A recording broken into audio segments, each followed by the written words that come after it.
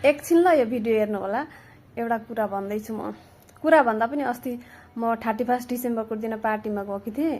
त्यहाँ मैले एउटा यस्तो दृश्य देखेँ नि, त्यो देखेर मलाई यस्तो नराम्रो लाग्यो।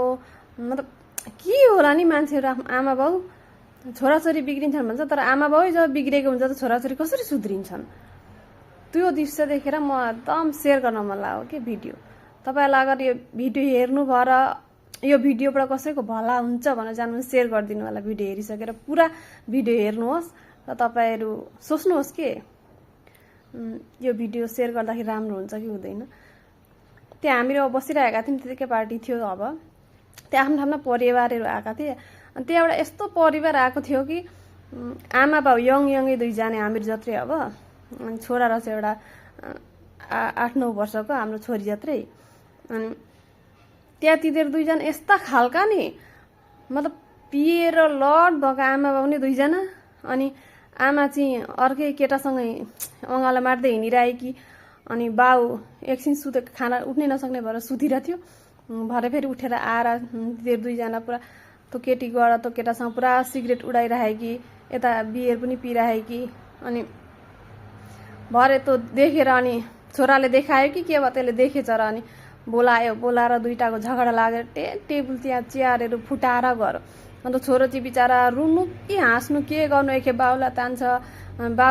बाउलाई छुटायो भने आमाहरू त रन्किँदै जान्छ। आमाका पनि त्यस्तो दम। अब बुढो हुँदै अर्कोसँग हिँडिरहेकी छे। अब तिनीहरूको त्यो बच्चा छ भने तिनीहरूलाई ख्याल छैन। मतलब त्यस्तो अब टुन भएका छन् दुईजनै। त्यो छोरा चाहिँ बिचारा एकखेप आमालाई सुमसुमाउँछ, बाउलाई तान्छ, एकखेप आमालाई तान्छ। बिचारा एकखेप टाउकोमा हात लगाएर बस्छ, खुइ गर्छ। त्यति सानो बालकहरूलाई पनि दिमागमा कस्तो असर पर्ला त्यस्ता कुराले गर्दाखेरि। किन नसोचेका मान्छेहरूले अलिकति पनि जेनेबा खानै र त्यसलाई कि त बच्चा नलिई आउनु थियो, कि त नखानु, कि त केही त गर्नु नि। कमसेकम त बच्चाको दिमागमा कस्तो असर पर्यो। अगर तपाईहरु मध्येमा पनि अगर कसैको त्यस्तो पिउने सिउने केही बानी छ भने बच्चाको अगाडि चाहिँ नगर्नु होला। किनभने बच्चालाई बहुत असर पर्छ। त्यसले गर्दा डिप्रेसन जान्छ, बच्चाहरू डिप्रेसनमा जान्छ त्यस्तो कुराले। त्यो बच्चालाई देखेर मलाई यति नराम्रो लाग्यो। यो के सही हो यस्तो कुराहरू गर्नलाई, यस्तो काम गर्नलाई? जब बच्चा जन्मै छ त बच्चा हुर्काउने, त्यसलाई राम्रो परवरिश दिने आफ्नो कर्तव्य हो। त्यही भनेर मैले भिडियो सेयर गरेँ कि ल त।